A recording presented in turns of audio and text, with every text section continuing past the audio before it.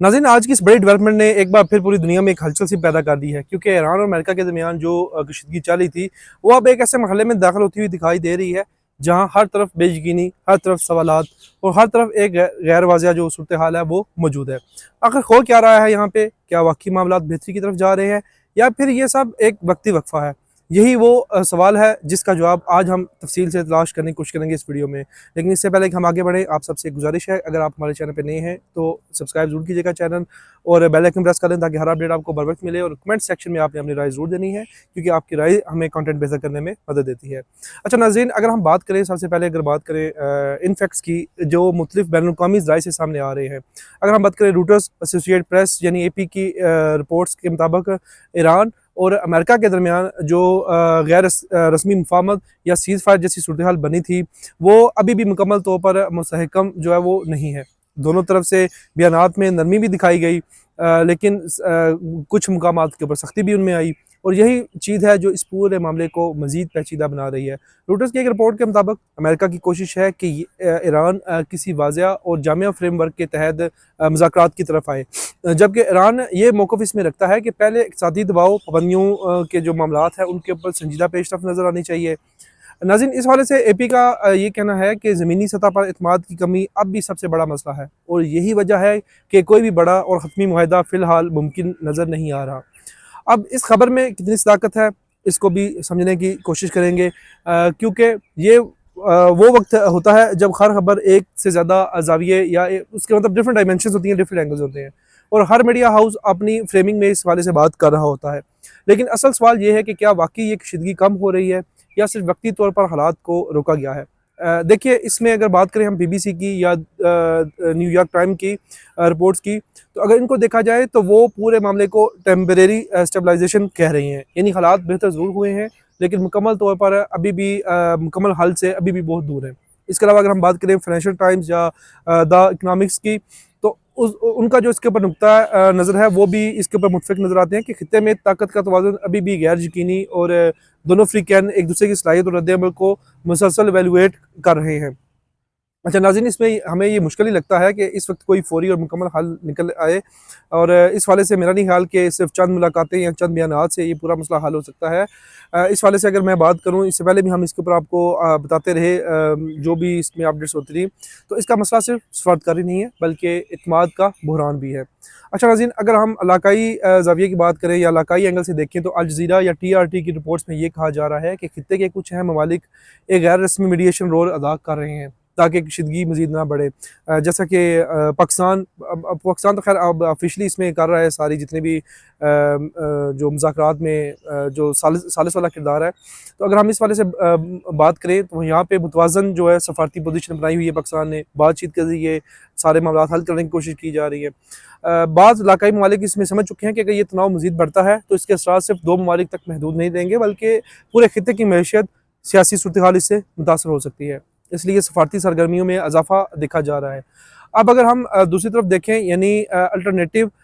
या state backed जो narrative है, अगर उनकी बात करें, तो जो चाइना का CGTN है या RT की रिपोर्ट्स हैं, अगर उनको हम देखें, तो वो भी इस सारी सूरत हाल में बैरूनी पॉलिसी दबाव या आलमी ताकतों के दरमियान स्ट्रेटजिक मुकाबले का नतीजा करार दे रहे हैं। अल अरेबिया की रिपोर्ट्स इसमें ये इशारा देती हैं कि खित्ते में एक बैलेंस प्रेशर स्ट्रेटजी अपनाई जा रही है, यानी दबाव भी है और मुज़ाकरात की गुंजाइश भी रखी जा रही है। अब नाज़रीन, सबसे अहम बात जो इसमें वो ये आती है कि स्ट्रेटजिक एनालिसिस की, और CFR यानी काउंसिल ऑफ फॉरेन रिलेशंस की अगर हम बात करें, तो उनकी रिपोर्ट्स भी इस हवाले से बड़ी अहम है। इन अदारों का इसमें ये कहना है कि ये सूरत हाल एक मैनेज टेंशन एनवायरनमेंट के करीब है, यानी ना मुकम्मल अमन है और ना ही मुकम्मल टकराव, बल्कि एक दरमियानी स्टेटस को है, जहाँ दोनों फ्रीकैन अपनी पोजीशन को मजबूत करने की कोशिश करते हुए दिखाई दे रहे हैं। CASIS के मुताबिक अगर ये सूरत हाल इस तरह बरकरार रही, तो आलमी तवानाई की जो मार्केट्स हैं, ख़ास तौर पर जो तेल की सप्लाई चैन है, उसके ऊपर गहरे असरात पड़ेंगे। इसके अलावा इनका ये भी कहना है कि असल मसला सिर्फ 2 ममालिक का नहीं है, बल्कि पूरे खित्ते की सिक्योरिटी का है। इस हवाले से अगर हम मज़ीद बात करें, तो ये हमें मुस्तहकम होते हुए नज़र नहीं आ रहे हालात इधर।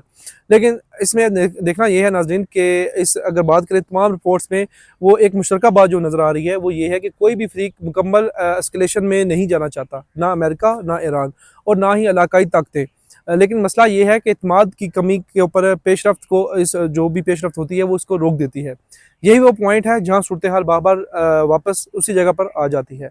अब अगर हम मुख्तलिफ बयानात का इस हवाले से जायज़ा लें तो मगरबी मीडिया जैसे न्यूयॉर्क टाइम, BBC, इकनॉमिक्स इसे एक वक्ती वक्फा करार दे रहे हैं, और इलाकाई मीडिया जैसे अल जज़ीरा या पाकिस्तानी जो उड़ान है उसकी अगर बात करें तो उन्होंने इसे सफारती कोशिशों का नतीजा बता रहे हैं। जबकि इसके अलावा अगर जो मुतबादल रहे हैं, जो चाइना का TV है CGTN या RT रशिया का, तो वो इसे ताकत के आलमी मुकाबले का हिस्सा करार दे रहे हैं। यानी 3 मुख्तलिफ कहानियाँ, लेकिन हकीकत इन सब के दरमियान कहीं मौजूद है। अच्छा नाज़रीन, एक और अहम बात यह है कि खित्ते में तेल की कीमतें और तवानाई की पॉलिसीज़ भी इस सूरत हाल से बराह रास्त मुतासर होती हुई नज़र आ रही हैं। और फाइनेंशियल टाइम्स की अगर हम बात करें तो उनके मुताबिक सरमायाकार जो है वो इस वक्त बहुत मुख्तार रवैया अख्तियार किए हुए हैं, क्योंकि किसी भी वक्त सूरत हाल तब्दील हो सकती है। लग ऐसा रहा है कि अगले चंद दिनों में इस पूरे मामले में इंतहाई अहम होंगे, क्योंकि अगर सफारती तौर पर अगर मुज़ाकरात में पेशरफ्त हुई तो हालात में नरमी आ सकती है, लेकिन अगर ये कोशिशें भी नाकाम हो गई तो तनाव दोबारा बढ़ने का इम्कान मौजूद है। लेकिन असल सवाल ये है कि क्या वाकई दोनों फ़रीक़ैन एक मुस्तकिल जो है हल वो चाहते हैं, या सिर्फ वक्ती फ़ायदा हासिल करना इनका मकसद है। मेरा नहीं ख्याल कि इस वक्त कोई भी फ़रीक मुकम्मल तौर पर पीछे हटने के मूड में है,